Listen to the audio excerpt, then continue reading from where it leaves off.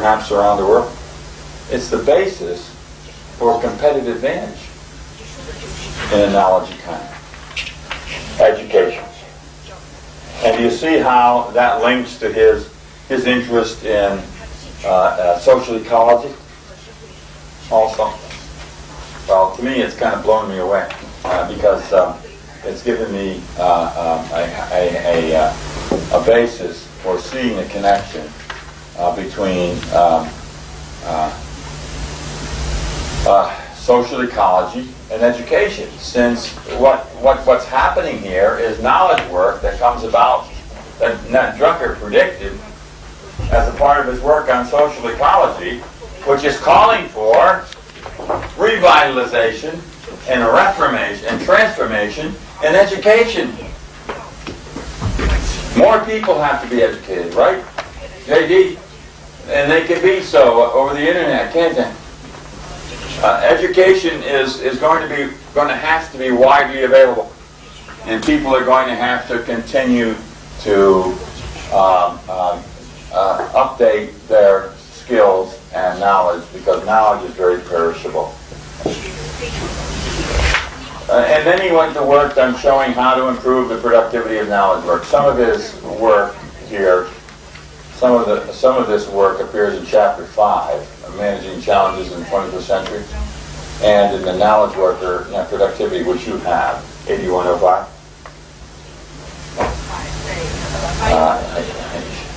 Result of a half a century's work. That. It just wasn't an idea that... These things were deep. Very, very deep. Okay.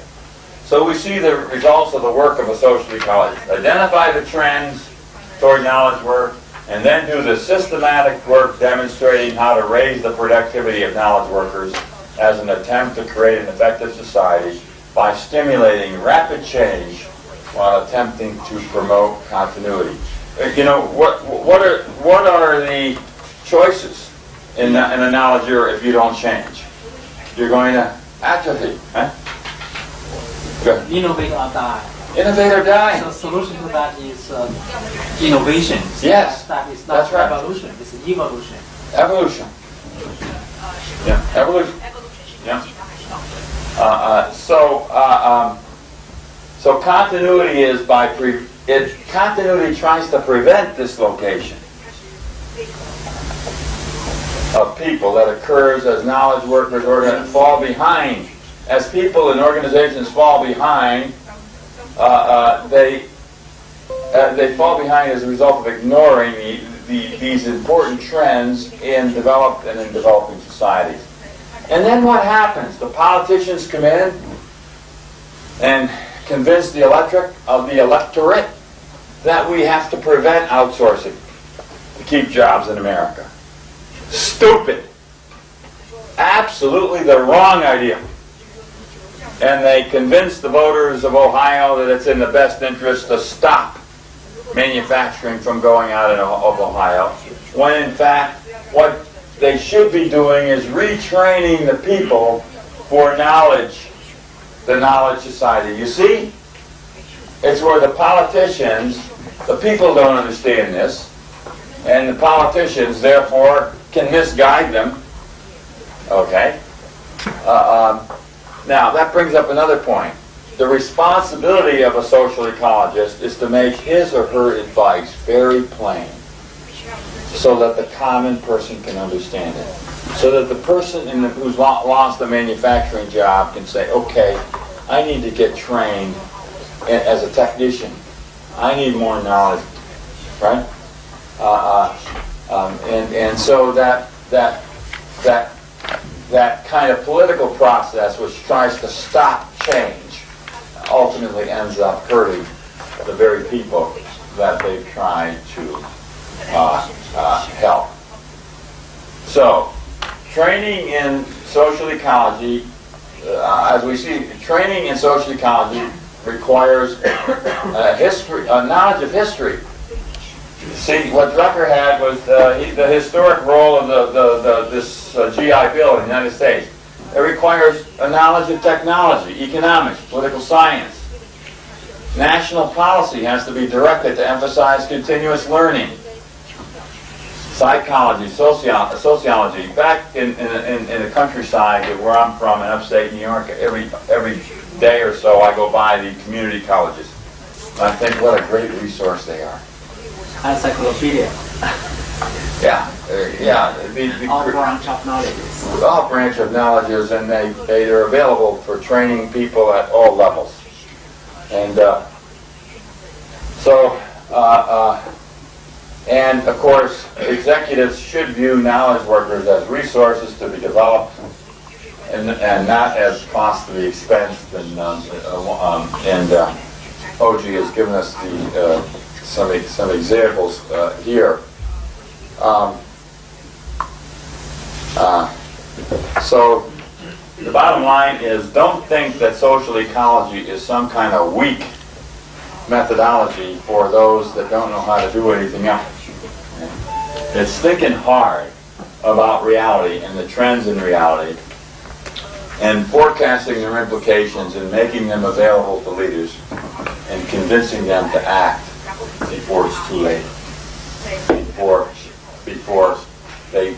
before the ability to maintain continuity by changing is lost.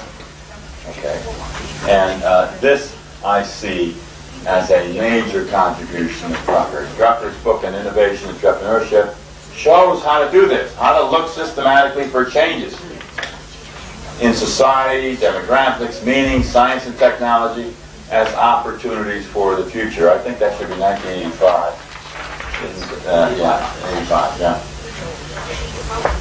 Okay, so the book serves not only as a source for innovation and entrepreneurship, it also provides the tools for performing the work of a social ecology. That's the book I have almost memorized. I can go through the parts, the windows of opportunity, the entrepreneurial strategies, and entrepreneurial management. Okay, I got it in my knower, because I believe it's important not only for innovation and entrepreneurship, but to do the work of the social ecology, which is the closest Drucker tells us to how he did what he did. The issue for those of us who remain and want to continue his legacy is to understand how he did it. That article, which is in the back of the Ecological Vision, comes from the journal Society, the May-June 1992. It finally notes here that the method used by the social ecologist has to be a rigorous method of looking, of identifying, and of testing. Is it a fact or is it something real? And again, the innovation entrepreneurship is that method. Use it. Memorize it. As the Nobel laureate, let me pass on that evidence. He looked at 1,000 books on innovation, and that's the one he settled on. Okay. Then the issue is, can you see why he would write the article, Managing in the Next Society? Right? To look at the trends and what can be done about it now. What he's trying to do is try to understand the trends in economic, technological, social, and political. You know, he says in there that economic business is global, but politics is local and regional. And then right after that, you see Microsoft win its antitrust case with regard to taking the Explorer off of Windows. They won it in the United States, and they paid a huge fortune in legal bills to win it, only for it to be blocked by the European Union and undone. So in Europe, they're forced to separate the internet browser from Windows. In the United States, it's okay. You see, economic realities are trumped by political realities. Okay? And he predicted it, and there is already it's that GE's merger with Honeywell, approved in the United States, blocked in Europe. Okay? It never took place.